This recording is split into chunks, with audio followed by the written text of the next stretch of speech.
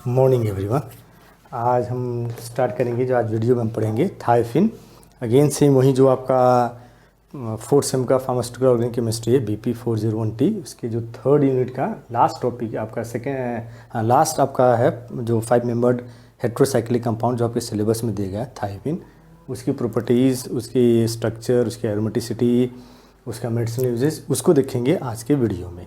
तो ये आपका लास्ट कंपाउंड है, आपका हेट्रोसाइक्लिक कंपाउंड जो थर्ड यूनिट में है। इसके बाद एक छोटा सा टॉपिक है कि जो तीनों रिएक्टिविटी आपके हैं थायोफिन का, फ्यूरान का एंड पायरोल का, किसकी एरोमेटिसिटी ज़्यादा, मीन्स कौन मोर एरोमेटिक है और रिएक्टिविटी किसकी ज़्यादा है, इस चीज़ को पढ़ना है। ये क्वेश्चन आपको आता है, आ भी सकता है डायरेक्टली 7th नंबर। तो पहले इसको देखेंगे थायोफिन का। थायो वर्ड जो आया आपको बताया है, जब नोमेनक्लेचर कर रहा था तो थाया वर्ड, थाया मीन्स सल्फर।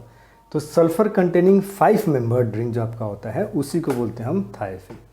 5 मेंबर्ड आपका है 1 2 3 4 5 मेंबर्ड हेट्रोसाइक्लिक, जिसमें sulphur is present as a heteroatom, उसी चीज़ को बोली जाती है आपका थायोफिन बोला जाता है। इसके जब नोमेनक्लेचर करेंगे तो यही है, थाया है, 5 मेंबर्ड है, नाइट्रोजन प्रेजेंट नहीं है, आपका क्या नाम है, नाइट्रोजन एब्सेंट है, एंड देन फुली अनसेचुरेटेड है। तो इस केस में आपको जोड़ेंगे तो थायो और फिन आ के आती है, तो उसको जोड़ के बोलते हैं थायोफिन बोलते हैं।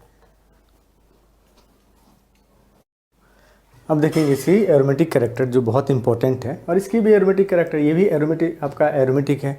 सेम चीज़ आपका भी स्ट्रक्चर देख रहा, पहला जो पॉइंट है साइक्लिक आपका, देन दूसरा आपका कि प्लेनर है, सारे प्लेनर होने चाहिए, मीन्स ऑल जितने भी आपके एटम्स प्रेजेंट है रिंग में, ये सारे एटम्स की sp2 हाइब्रिडाइजेशन होनी चाहिए।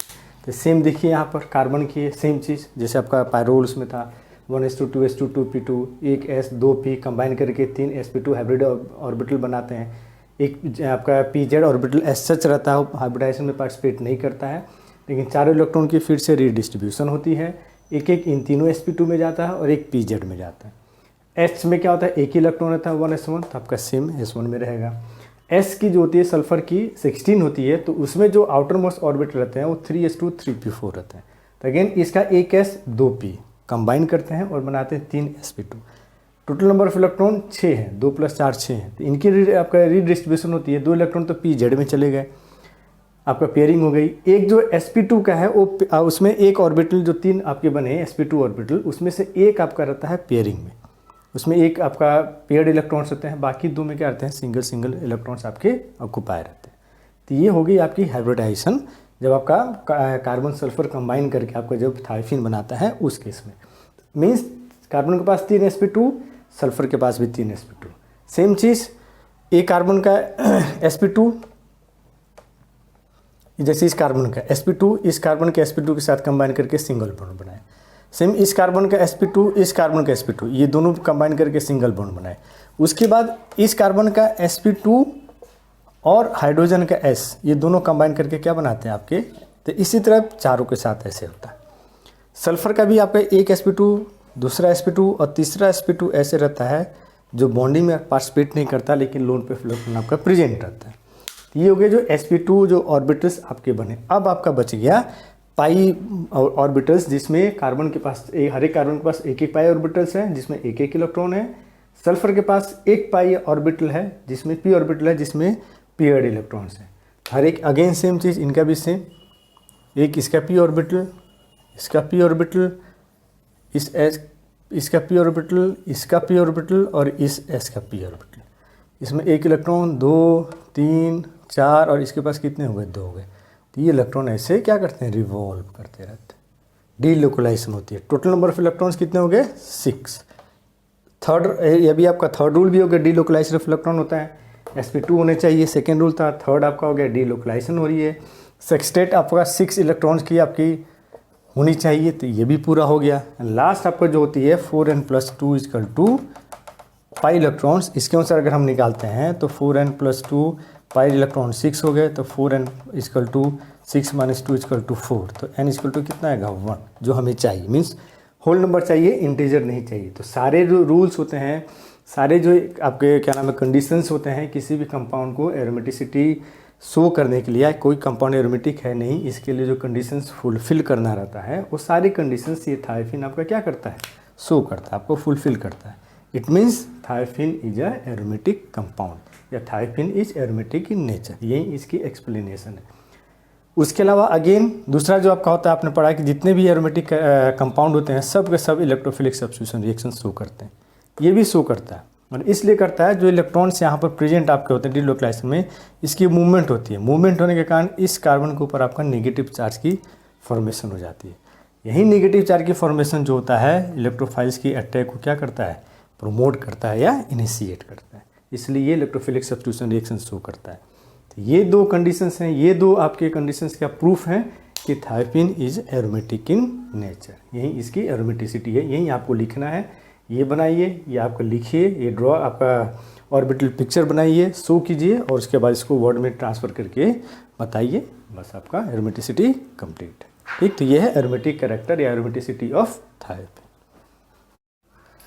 अब देखेंगे सिंथेसिस।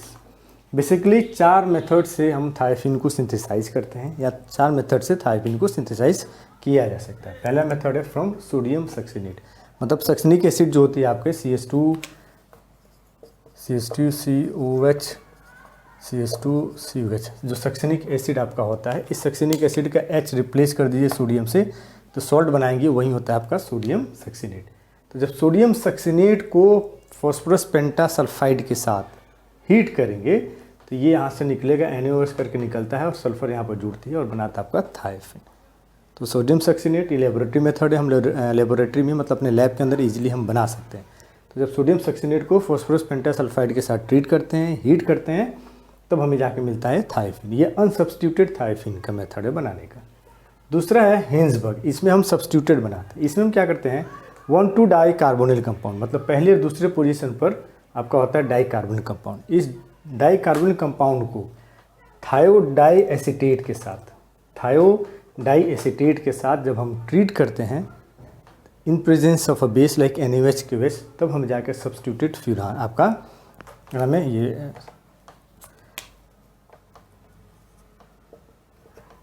सब्स्टिट्यूटेड आपका थायोफिन ऑब्टेन्ड होती है। तो ये है आपका दूसरा हिंसबर्ग साइंटिस्ट के ऊपर है, 1,2 dicarbonyl compound thiodiacetate in presence of base, जब रिएक्ट कराते हैं तब हमें जाके मिलता है सब्स्टिट्यूटेड थायोफिन बनता है। ये दूसरा मेथड है। नेक्स्ट 2 रिएक्शंस आपके हैं जो सिंथेसिस है थायोफिन के, 2 method, Paal Knorr and from substituted butadiene. Paal Knorr आपने हर एक में पढ़ा, उसमें पायरोल में भी पढ़ा और इसमें भी पढ़ा, तो तीनों में ये कॉमन है। तीनों में आपके क्या नाम है, स्टार्टिंग मटेरियल सेम है, 1,4 डाई कार्बोनिल कंपाउंड, बस आपका जो रिएजेंट बीच वाला है वो हम अलग अलग यूज़ करते हैं। इसमें वही 1,4 डाई कार्बोनिल कंपाउंड को जब फॉस्फोरस पेंटासल्फाइड के साथ हीट करते हैं, डिस्टिलेशन करते हैं, तब हमें जाके मिलता है सब्स्टिट्यूटेड थायोफिन। ये थर्ड मेथड है पालनॉर सिंथेसिस। ठीक है, पालनॉर जहाँ भी आएगा इसका मतलब starting material 1,4 dicarbonyl compound, nitrogen के लिए अपना अमोनिया कुछ और आपका रहेगा, एमीन्स रहेंगे, आपके फ्यूरान के लिए कुछ और आपका रहेगा, क्या नाम है, इंटरमीडिएट आपका रिएजेंट रहेगा, इसके लिए फॉस्फोरस पेंटासल्फाइड। स्टार्टिंग सेम, आपका कैटलिस्ट है, दूसरा रिएजेंट डिफरेंट रहेगा, प्रोडक्ट आपके डिफरेंट मिलेंगे, इसी को बोलते हैं पालनॉर। फोर्थ मेथड है from substituted butadienes, but 4 di 2 ynes triple bond. तो 1 2 3 4 है कार्बन, ये ट्रिपल बॉन्ड, दूसरा ट्रिपल बॉन्ड, तो आपका ट्रिपल बॉन्ड वाइंस 2 है तो डाइंस। तो सब्स्टिट्यूटेड ब्यूटाडाइन को जब हम हाइड्रोजन सल्फाइड के साथ ट्रीट करेंगे इन प्रेजेंस ऑफ वीक बेस, तब हमें अगेन फिर से जाके मिलता है आपका सब्स्टिट्यूटेड थायोफिन मिलता है। ये चौथा मेथड है जिस मेथड से हम थायोफिन को बनाते हैं। तो यही 4 मेथड्स आपके हैं जिस मेथड से थायोफिन को सिंथेसाइज किया जाता है। सोडियम सक्सिनेट्स आपका, देन क्या नाम है आपका, दूसरा है हिंसबर्ग सिंथेसिस है, तीसरा आपका पालनॉर है एंड चौथा आपका सब्स्टिट्यूटेड ब्यूटाडाइन। तो ये 4 मेथड है आपका जिस मेथड से हम थायोफिन को प्रिपेयर करते हैं। नेक्स्ट आपकी मेथड ये यूरिस साइकिल रिएक्शन बोलते हैं। एक्चुअल में साइकिल है ये, ऐसा साइकिल ऐसा रिएक्शन साइकिल है जिससे हम तीनों जो 5 मेंबर्ड हेट्रोसाइक्लिक है, फ्यूरान, पायरोल, थायोफिन, इन तीनों को हम एक दूसरे में कन्वर्ट कर सकते हैं या इन तीनों को एक दूसरे से हम सिंथेसाइज कर सकते हैं। उसी रिएक्शंस को बुलाता है यूरिस साइकिल रिएक्शन। जैसे ये फ्यूरान है, फ्यूरान को अमोनिया के साथ ट्रीट कीजिए in presence of aluminium oxide as a catalyst, आपको पायरोल बन जाएगा।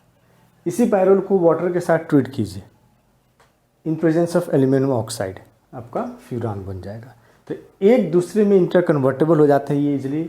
आपका जो जितने भी 5 मेंबर, ये 3 5 मेंबर हेट्रोसाइकिल हैं, तो जिस मेथड से एक दूसरे में आपके इंटर कन्वर्ट होते हैं उन्हीं को बोलते हैं यूरिस साइकिल रिएक्शन। जैसे आप फिर ये आपका फ्यूरान है, हाइड्रोजन सल्फाइड के साथ ट्रीट करो, तीनों में आपका जो एल्युमिनियम ऑक्साइड है Al2O3 ये कैटलिस्ट सब रिएक्शन में एज अ कॉमन है। तो फ्यूरान को एस्ट्रोइस के साथ ट्रीट कीजिए, थायोफिन मिल जाएगा। इसी थायोफिन को वाटर के साथ ट्रीट कीजिए, फ्यूरान मिल जाएगा। इस थायोफिन को अमोनिया के साथ ट्रीट कीजिए, आपका मिल जाएगा क्या नाम है पायरोल मिल जाएगा। अगेन एस्ट्रोइस के साथ इसको ट्रीट कीजिए, पायरोल को एस्ट्रोइस के साथ ट्रीट कीजिए, आपका थायोफिन मिल जाएगा।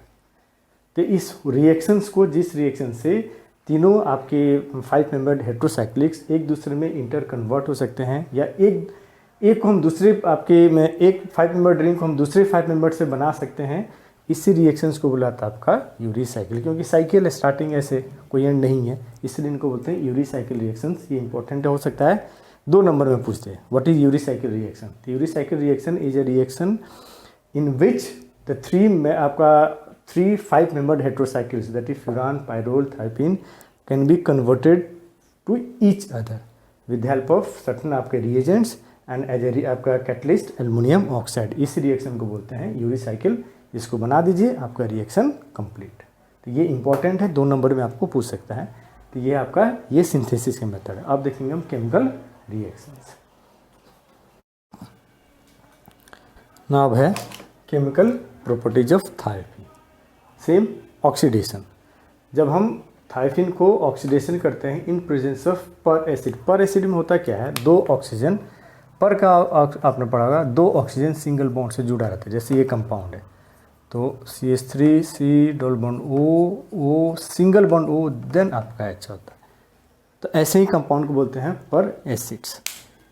तो जब थायोफिन को पर एसिड के साथ ट्रीट करते हैं तो 2 हमें कंपाउंड मिलता है। एक थायोफिन 1 ऑक्साइड, मतलब सल्फर पर आपका ऑक्सीजन जुड़ेगा, और दूसरा सेकंड पोजीशन पर OH जुड़ेगा, साथ में रहेगा, तो 2 हाइड्रोक्सी थायोफिन 1 ऑक्साइड। ये 2 कंपाउंड बनते हैं जब हम ऑक्सीडेशन करते हैं थायोफिन का इन प्रेजेंस ऑफ पर एसिड।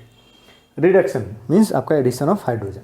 रिडक्शन भी 2 तरह का, डिपेंडिंग हम कैसा रिएजेंट यूज करें। जब हम जिंक और HCl यूज करते हैं उस केस में पार्शियल रिडक्शन होता है, और ये 2 बॉन्ड होता है आपका, ये एक में कन्वर्ट होता है और इन दोनों में आपके हाइड्रोजन जुड़ जाता है।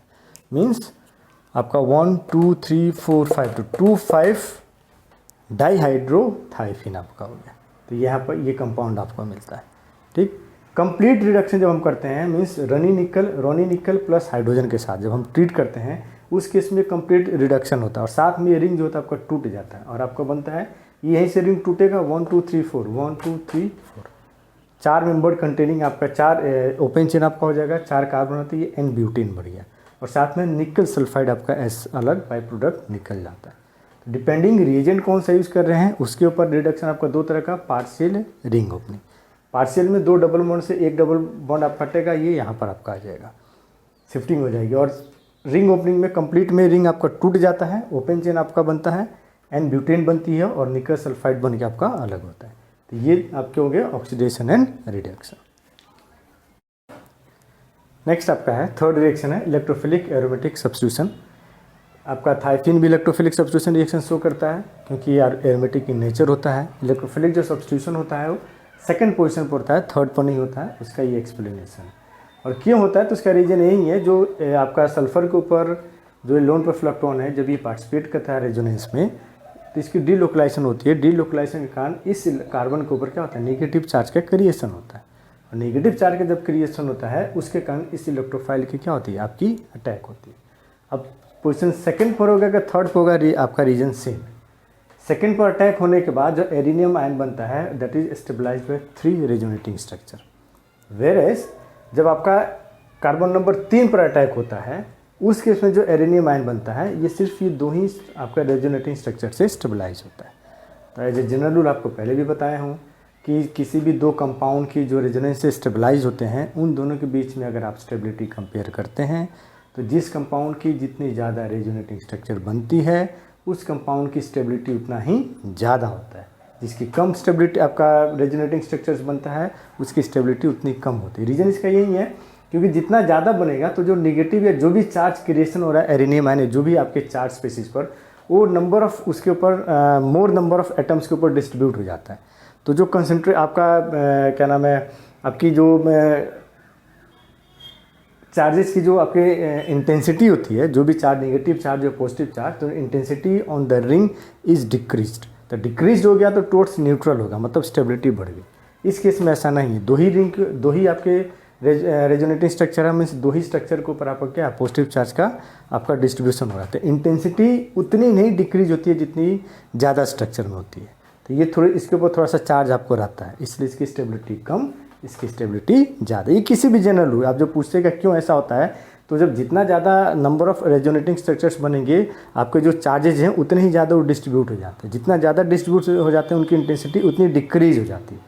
तो जितनी डिक्रीज हो गया मतलब उसके ऊपर कोई चार्ज नहीं रहा, और न्यूट्रल स्पीसीज मतलब न्यूट्रल स्पीसीज की तरफ हो गया। तो न्यूट्रल स्पीसीज की आपकी जो स्टेबिलिटी होती है वो चार्ज से क्या होती है, ज़्यादा होती है।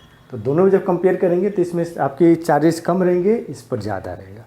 तो चार्ज कम रहेगा मतलब न्यूट्रल है, ये थोड़ा सा चार्ज है। न्यूट्रल मोर स्टेबल इससे, तो इसलिए इसकी स्टेबिलिटी ज़्यादा होती है, इसकी स्टेबिलिटी कम। तो जो आपका रिएक्शन प्रोसीड करेगा electrophilic substitution, that will proceed via attack on the carbon number 2। मतलब जो आपका प्रोडक्ट बनेगा वो 2 सब्स्टिट्यूटेड थाइफिन बनेगा, 3 सब्स्टिट्यूटेड थाइफिन नहीं बनेगा।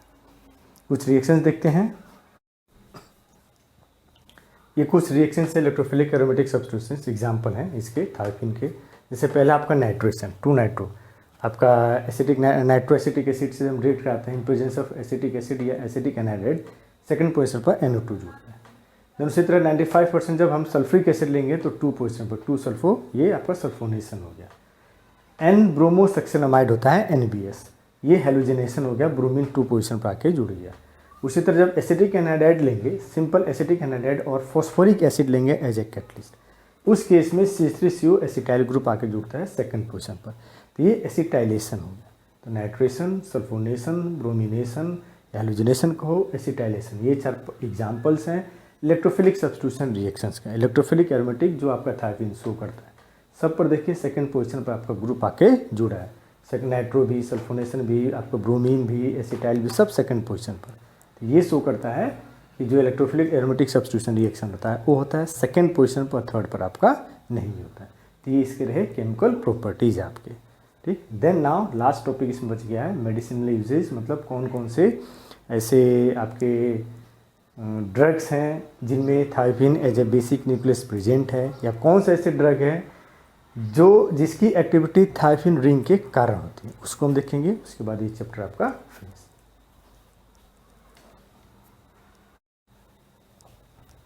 ना मेडिसिनल यूजेस आपके ये 4 है, तो बहुत सारे ड्रग आपके जिसमें आप thiophene as a basic nucleus present है, या थाइफिन के साथ कारण उनकी एक्टिविटी आपको शो होती है। मैंने यहाँ पर कुछ एग्जांपल दिए हैं, जैसे ये एसिटासेक्सन, यहाँ देखिए ये सब आपका है थाइफिन रिंग, ये कार्डियोवास्कुलर ड्रग है, पल्मोनरी आपका जो आर्टरी डिजीज होता है उसको ट्रीट करने के लिए हम ये ड्रग देते हैं।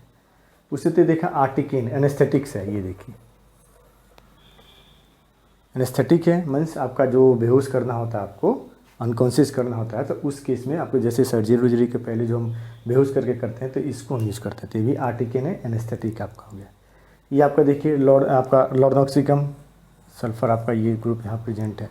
ये NSAID है, नॉन स्टेरॉइडल एंटी इन्फ्लेमेटरी आपका ड्रग जो उसको बोलते हैं, non steroidal anti inflammatory drug बोलते हैं NSAIDs।